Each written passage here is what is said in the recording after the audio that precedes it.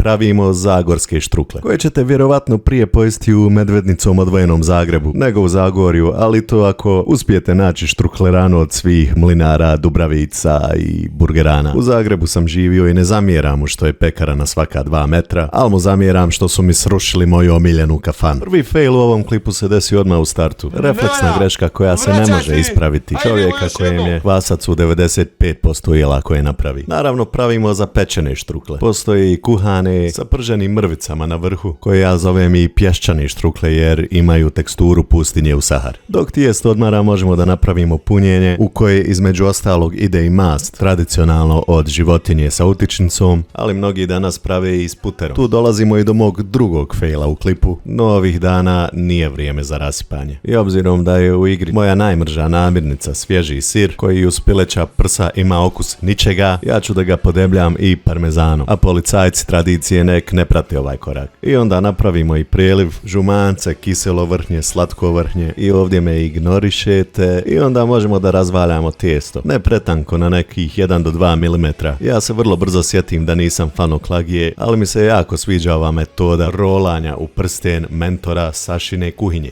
I onda ide to slavno rezanje tanjirom, da šta ne bi iscurlo vani, a ako i iscuri, poješće se. Prelijete ponovo sa masti pa prelivom, pečete pola sata i za razliku od regije u kojoj ja živim, gdje se hrana u žargonu opisuje riječima beton, otkida, prejako, jebe matere, Zagrebčani imaju 2 opisa, fino i nije fino. Tako da ću ja reći da je ovo jebeno fino.